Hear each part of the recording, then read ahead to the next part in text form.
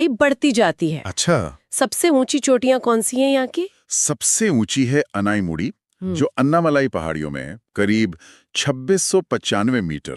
हम्म, और दूसरी है डोडा बेटा, नीलगिरी पहाड़ियों में 2637 मीटर। यहाँ पर समुद्र से आने वाली हवाएं इन घाटों से टकराकर ऊपर उठती हैं और खूब बारिश करती हैं। इसे पर्वतीय वर्षा कहते हैं, ओरोग्राफिक रेनफॉल। हाँ। और यहाँ कुछ जरूरी दर्रे भी हैं, थाल घाट, भोर घाट, पाल घाट। ये रास्ते देते हैं आर पार जाने के। समझ गए। और फिर इसके सामने पूर्वी किनारे पर पूर्वी घाट है। वो इतने कंटिन्यूअस नहीं है शायद। नहीं, बिल्कुल नहीं। पूर्वी घाट या ईस्टर्न घाट्स ये काफी कटे फटे हैं, डिसकंटिन्यूस।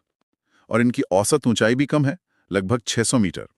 ऐसा इसलिए है क्योंकि जो बड़ी नदियां हैं, महानदी, गोदावरी, कृष्णा, कावेरी, इन्होंने इन्हें काट दिया है अपना रास्ता बनाते हुए। अच्छा, नदियों ने काट दिया है। हाँ, इनकी सबसे ऊंची चोटियों में महेंद्रगिरी 1501 मीटर और जिंदागाड़ा 1690 मीटर गिनी जाती हैं। और ये दोनों घाट पूर्वी और पश्चिमी, ये नीचे दक्षिण में जाकर नीलगिरी पहाड़ियों में मिल जाते हैं। नीलगिरी में मिलते हैं। ठीक है। अब आते हैं तीसरे महत्वपूर्ण हिस्से पर, छोटा नागपुर पठार। हाँ, छोटा नागपुर पठार ये मुख्य रूप से तो झारखंड में है, पर इसका फैलाव पश्चिम बंगाल, उड़ीसा, बिहार, छत्तीसगढ़ तक भी है। ये इलाका भारत का खनिज हृदय कहलाता है। Mineral heartland. हाँ, खनिज हृदय मतलब यहाँ बहुत मिनरल्स हैं। बहुत ज्यादा, खासकर कोयला। इतने खनिज हैं यहाँ कि इसे भारत का रूर भी कहते हैं, जर्मनी के रूल औद्योगिक प्रदेश के नाम पर। यहाँ की मुख्य नदियां दामोदर और सुवर्णरेखा हैं। इसके भी कुछ उपभाग हैं क्या, जैसे आपने केंद्रीय उच्च भूमि के बताए थे? हाँ, हैं। जैसे रांची का पठार है, हजारीबाग पठार है। हजारीबाग पठार की सबसे ऊंची चोटी पारसनाथ है, 1365 मीटर। कोडरम्मा पठार है, जो अभ्रक के लिए जाना जाता है। और इसकी उत्तर पूर्वी सीमा पर राजमहल की पहाड़ियां हैं। हम्म। तो कुल मिला के हमने देखा कि ये प्रायद्वीपीय पठार कितना विविध है। पुरानी अरावली पहाड़ियों से लेकर यहाँ की नदियाँ, काली मिट्टी और फिर खनिजों का भंडार, और पश्चिमी घाट जैसी जैव विविधता वाली जगह भी। बिल्कुल, ये क्षेत्र प्राकृतिक रूप से बहुत संपन्न है। और इससे एक बहुत महत्वपूर्ण सवाल भी खड़ा होता है। वो ये कि इस पठारी क्षेत्र के जो अपार संसाधन हैं, इनका हम धारणीय उपयोग कैसे सुनिश्चित करें। मतलब विकास भी हो और पर्यावरण को भी नुकसान ना पहुंचे। ये संतुलन कैसे बने, सस्टेनेबल डेवलपमेंट जिसे कहते हैं। ये वाकई में एक अहम मुद्दा है जिस पर सोचना जरूरी है। इस बारे में आप सब क्या सोचते हैं?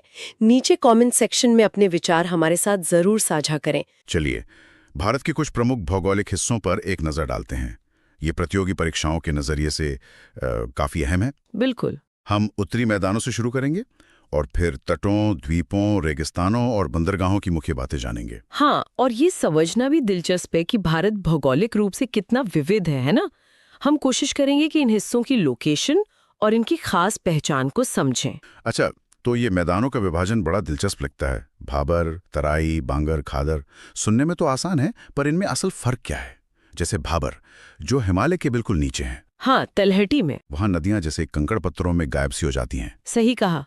वो असल में गायब नहीं होती, बस पत्थरों के नीचे बहने लगती हैं। और फिर वही नदियां तराई क्षेत्र में, जो थोड़ा और दक्षिण में है, वहां फिर से सतह पर आ जाती हैं। अच्छा। हाँ, और इसीलिए वो इलाका दलदली, नम और घने जंगलों वाला बन जाता है। इसके बाद आते हैं बांगर और खादर। बांगर मतलब पुरानी जलोढ़ मिट्टी। ये नदी घाटी से थोड़ी ऊंची जमीन होती है जहां बाढ़ का पानी आमतौर पर नहीं पहुंचता। और खादर? खादर बिल्कुल नदी के पास का निचला इलाका है।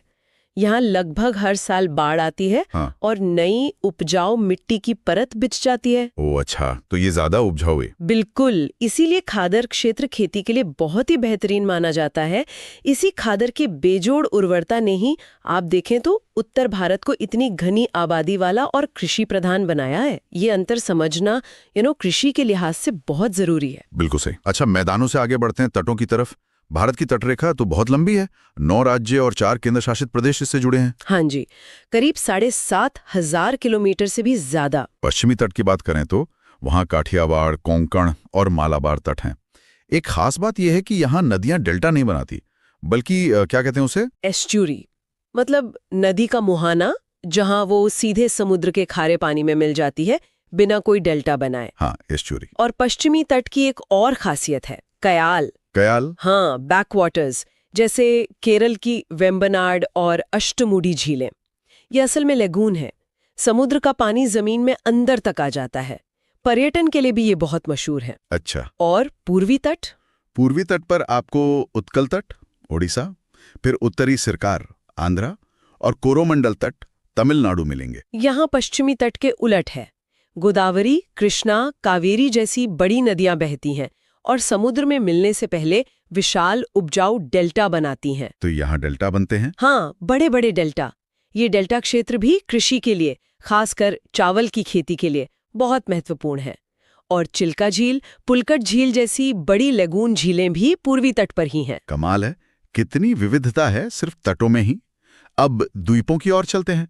बंगाल की खाड़ी में अंडमान और निकोबार द्वीप समूह। जी। यहाँ की सबसे ऊंची चोटी सैडल पीक है और पोर्ट ब्लेयर राजधानी है। सुना है भारत का एकमात्र सक्रिय ज्वालामुखी भी यही है। हाँ, बैरन द्वीप, वो एक सक्रिय ज्वालामुखी है। और ये भी याद रखने वाली बात है कि भारत का दक्षिणतम बिंदु इंदिरा पॉइंट वो ग्रेट निकोबार द्वीप में ही स्थित है। अच्छा। और एक और महत्वपूर्ण चीज, 10 डिग्री चैनल, ये अंडमान द्वीप समूह को निकोबार द्वीप समूह से अलग करता है। ये परीक्षाओं में अक्सर पूछा जाता है। ये जरूरी है। और हाँ, यहाँ जारवा, सेंटिनलीज जैसी कुछ बहुत ही प्राचीन जनजातियां भी रहती हैं। सोचिए, वो आज भी बाहरी दुनिया से लगभग अछूती हैं। सच में अद्भुत है। और दूसरी तरफ अरब सागर में? अरब सागर में है लक्षद्वीप। ये पूरी तरह से प्रवाल द्वीपों से बना है, मतलब कोरल आइलैंड्स। ये भारत का सबसे छोटा केंद्र शासित प्रदेश भी है। कोरल आइलैंड्स, वाह। हाँ। यहाँ का एक द्वीप है पिट्टी द्वीप, जिसे पक्षी अभयारण्य घोषित किया गया है। और यहाँ भी महत्वपूर्ण चैनल है। 8 डिग्री चैनल मिनिकॉय को मालदीव से अलग करता है और 9 डिग्री चैनल मिनिकॉय को बाकी लक्षद्वीप समूह से। बहुत जानकारीपूर्ण। द्वीपों के बाद चलिए भारत के पश्चिमी हिस्से यानी रेगिस्तान पर एक नजर डालते हैं। थार रेगिस्तान, ये मुख्य रूप से अरावली पहाड़ियों के पश्चिम में फैला है। बिल्कुल। यहाँ बारिश बहुत ही कम होती है, साल में 150 मिलीमीटर से भी कम। बहुत कम। इसी वजह से यहाँ की वनस्पति भी वैसी ही है, काटीली झाड़ियाँ वगैरह। और इस शुष्क जलवायु ने यहाँ कुछ अनोखी भू आकृतियाँ बनाई हैं, जैसे रेत के बड़े बड़े टीले, जिन्हें बालूका स्तूप कहते हैं। हाँ, वो तो देखे हैं तस्वीरों में। उनमें भी एक खास तरह के होते हैं बरखान, जो आधे चांद जैसे दिखते हैं। फिर हवा के कटाव से बनी चट्टानें हैं, छत्रक शिला, मतलब मशरूम जैसी दिखने वाली रॉक्स। और कहीं कहीं नखलिस्तान भी मिलते हैं, जहां थोड़ा पानी होता है और हरियाली दिख जाती है। ओएसिस जिसे कहते हैं। जैसी खारे पानी की बड़ी झीलें भी इसी रेगिस्तानी इलाके में है। और हाँ, एक बहुत महत्वपूर्ण पक्षी ग्रेट इंडियन बस्टर्ड, जो अब काफी संकटग्रस्त है, वो भी यहीं पाया जाता है। अच्छा, रेगिस्तान के बाद अब आते हैं बंदरगाहों पर। भारत की इतनी लंबी तटरेखा है, तो जाहिर है बंदरगाहों का महत्व तो होगा ही, व्यापार और सामरिक दृष्टि से भी। बिल्कुल। देश में 13 प्रमुख बंदरगाह हैं, जिनका प्रबंधन केंद्र सरकार करती है। 13 मेजर पोर्ट्स। हाँ, और इनके अलावा 200 से भी ज्यादा छोटे या मध्यम दर्जे के बंदरगाह हैं, जो राज्य सरकारों के अधीन काम करते हैं। और इन प्रमुख बंदरगाहों की अपनी अपनी खासियतें भी होंगी। जरूर। जैसे गुजरात का कांडला पोर्ट एक ज्वारीय बंदरगाह है, मतलब यहाँ जहाजों के आने जाने में ज्वार भाटे का इस्तेमाल होता है। मुंबई देश का सबसे बड़ा प्राकृतिक बंदरगाह है, बहुत व्यस्त रहता है। हाँ, मुंबई तो है ही। फिर मुंबई के पास ही JNPT, Jawaharlal Nehru port trust, जिसे नहावा शेवा भी कहते हैं, वो भारत का सबसे बड़ा कंटेनर बंदरगाह है। भारत का ज्यादातर कंटेनर ट्रैफिक यहीं से हैंडल होता है। यानी व्यापार के लिए बहुत अहम। बहुत ज्यादा। फिर दक्षिण में जाएं तो विशाखापट्टनम, ये सबसे गहरा लैंडलॉक्ड बंदरगाह है। और पूर्व में कोलकाता, वो हुगली नदी पर बना एक महत्वपूर्ण नदी बंदरगाह है।